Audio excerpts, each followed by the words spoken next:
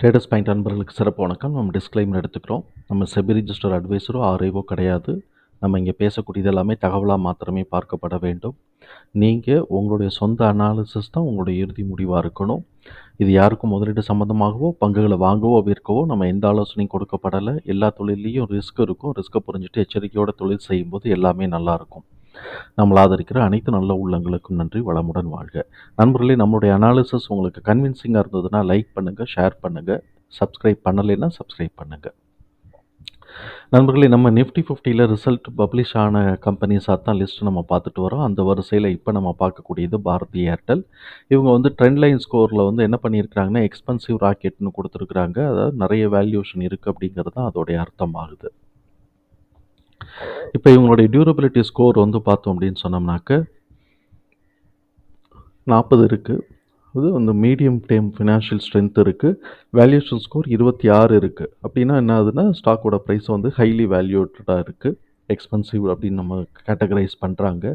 Momentum பார்த்தோம் அப்படின்னு சொன்னோம்னாக்க இன்னும் புல்லிஷ் ட்ரெண்டில் தான் இருக்குது. அனாலிசிஸ்ட் ப்ரைஸ் டார்கெட் என்ன பண்ணியிருக்கிறாங்கன்னா 1199ன்னு கொடுத்துருக்குறாங்க டவுன் சைடு.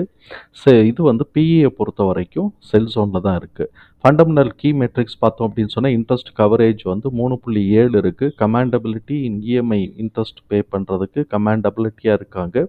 கரண்ட் ரேஷியோ 0.5 இருக்குது. ஏன்னா ஐசி இன்ட்ரெஸ்ட் கவர் ரேஷியோவே ஜாஸ்தியாக கொடுத்துட்டாங்க. பேலன்ஸ் இருக்கக்கூடிய கரண்ட் லைபிலிட்டிக்கு மாத்திரம் தான் ப்ரொவிஷன் கொடுத்துருப்பாங்கங்கிறது என்னுடைய புரிதல். ஆர்ஓசிஇ அண்ட் ஆர்ஓஇ இது ரெண்டுமே ஆல்மோஸ்ட் 10க்கு பக்கத்தில் இருக்குது. இது 11, இது 9ன்னு இருக்குது. அதனால் 10 நம்ம வச்சா கூட ரிட்டர்ன் ரெண்டு சைடு கேபிட்டல் எம்ப்ளாய்டாக இருக்கட்டும், ஈக்விட்டிக்காக இருக்கட்டும், ரெண்டுத்துக்குமே இவங்க ஒரு நல்லா பேலன்ஸ் பண்ணியிருக்கிறாங்க. ரிட்டர்ன் நல்லா பேலன்ஸ் பண்ணியிருக்கிறாங்க அப்படிங்கிறது புரிஞ்சுக்க முடியுது. டெப்ட் டு ஈக்விட்டி ரேஷியோ 1.8 இருக்குது. இது கொஞ்சம் கூட தான். பட் இவங்க டெக்னாலஜி அப்படிங்கும்போது நிறைய இன்வெஸ்ட்மெண்ட் இப்போ தேவைப்படுது. 5Gக்குள்ளெல்லாம் போயிருக்கிறாங்க அப்படிங்கிறது இதெல்லாம் உங்களுடைய இதில் இருக்கிறதுனால இப்போ கூட இருக்கும். ஃபோர்த் கம்மிங் இயர்ஸில் இது கம்மியாகிறதுக்கான வாய்ப்புகள் இருக்கும். ஆனால் பிஏ பார்த்தோம்னா 100 இருக்குது. அதே மாதிரி பிபி பார்த்தோம்னா 5.9 இருக்குது. இது ஓவர் வேல்யூஷன் அப்படின்னு நம்ம சொல்லவே வேண்டியதில்லை. நமக்கே தெரியும். 25 தான் மேக்ஸிமம் பிஇ எடுப்போம். இது 5 எடுப்போம் பிபி. ஸோ இப்போ 25க்கு மேலேயே இது 4 மடங்கு ஏறி போய் நிற்கிது. அதே மாதிரி இது 5.9ங்கிறது 6. ஸோ இப்போ 5க்கு மேலே ஒரு பாயிண்ட் தான் மேலே ஏறி இருக்குது அப்படிங்கிறத வச்சுக்கணும். ரெண்டுமே எப்படி பார்த்தாலும் ஓவர் வேல்யூஷன். இது அட்ஜஸ்ட்மெண்ட்டுக்கோ கரெக்ஷனுக்கோ வர்றதுக்கு வாய்ப்பு இருக்குங்கிறதா நம்முடைய புரிதல். 1 இயர் ஃபார்வர்டு இபிஎஸ் என்ன பண்ணுறாங்க அப்படின்னா 21.8 இருக்குது. அதே இது எஸ்டிமேஷனில் -2.5 பர்சன்டேஜ் சர்ப்ரைஸை எதிர்பார்க்குறாங்க. இப்போ கன்சஸ் ரேட்டிங்கில் பார்த்தோம்னு ரெக்கமெண்டேஷனில் பார்த்தோம்னு வச்சுக்கோங்களேன், 33 அனாலிசிஸில் 2 பேர் செல் கொடுத்துருக்குறாங்க, 8 பேர் ஹோல்டு கொடுத்துருக்குறாங்க, பாக்கி 23 பேர் பை கொடுத்துருக்குறாங்க. இப்போ இந்த இடத்துல 26.2 கூட கொடுத்துருக்குறாங்க. ஆனுவலில் இபிஎஸ் ஃபோர்காஸ்ட்டு குவார்ட்டர்லியை பொறுத்த வரைக்கும் 9.5 இருக்குது. இதுதான் நம்ம கால்குலேஷன்லேயும் வந்திருக்கு.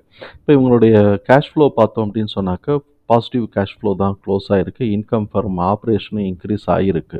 அதனால் ஃபினான்ஷியலாக நல்ல கமாண்டபிலிட்டி இருக்குது. இவங்களுக்கு பொறுத்த வரைக்கும் நம்ம இப்போ நம்ம இதில் பார்த்தோம் அப்படின்னு சொன்னாக்க குவார்ட்டர்லி ரெவென்யூ கூடி இருக்குது. குவார்ட்டர்லி ரிசல்ட்டை கம்பேர் பண்ணோம்னா quarterly net profit year on year கம்மியாக இருக்குது. ஸோ இப்போ இந்த இடத்துல பேசிக் இது இபிஎஸ்சில் எனக்கு ஒன்றும் பேட்டர்ன் ஒன்றும் செட் பண்ண முடியல.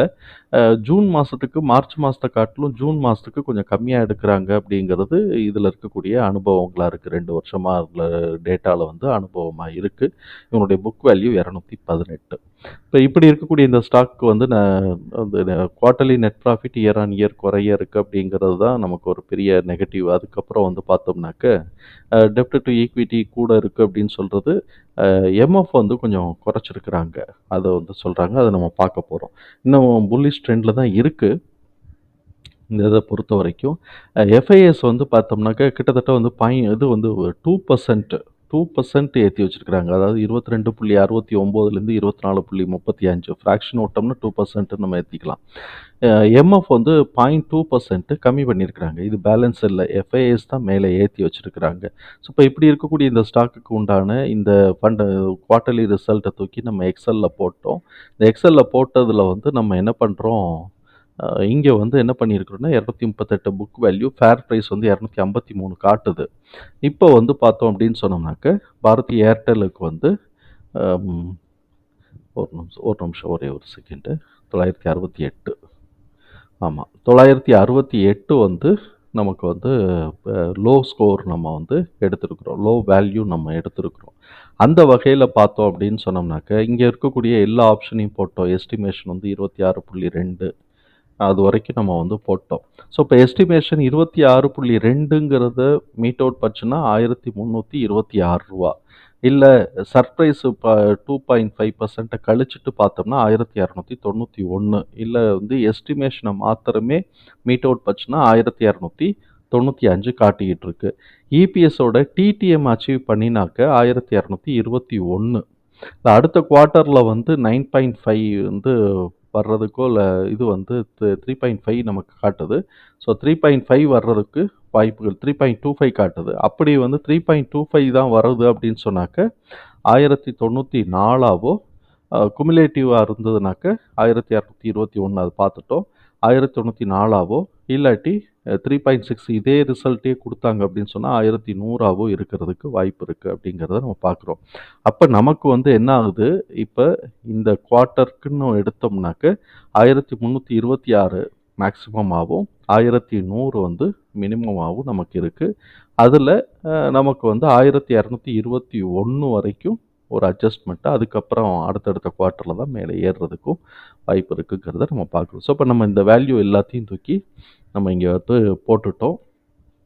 இவன் வந்து கரெக்டாக இந்த பார்ட்டை வந்து எடுத்துட்டான். எது 1326 வந்து பார்ட்டை வந்து அவன் எடுத்துட்டான். 1350 வரைக்குமே அவன் போயிட்டான். அவன் 1350 வரைக்குமே போயிட்டான்.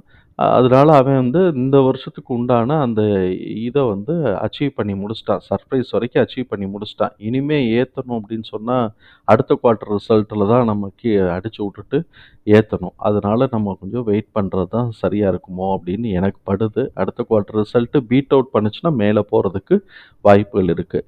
நான் வந்து இந்த ப்ரைஸு மாத்திரம் நான் இதில் போடலை, அதை நான் வந்து இங்கே போட்டுடுறேன். 1295 டு 1326 இதை வந்து நான் போட்டுடுறேன். அதுக்கப்புறம் வந்து இந்த ப்ரைஸ் வந்து 1221.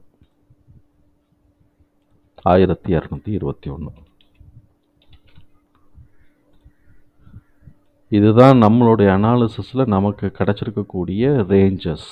இப்படி தான் வந்திருக்கு. அதனால் இவன் கீழே எங்கே இறங்கிட்டு திருப்பி எங்கே மேலே ஏற போகிறாங்கிறது ஃபோர்த் கம்மிங் குவார்ட்டர்ஸில் தான் நமக்கு வந்து ரிசல்ட்டில் தான் நமக்கு கிடைக்கும். இது போக ஸ்பெக்குலேஷன்ஸில் மேலே ஏற்றுனாங்க அப்படின்னு சொன்னாக்கா அதுக்கு நம்ம எப்படி ஏறப்போகுது, எவ்வளோ ஏறப்போகுதுன்னா நம்மளால் கணிக்க முடியாது.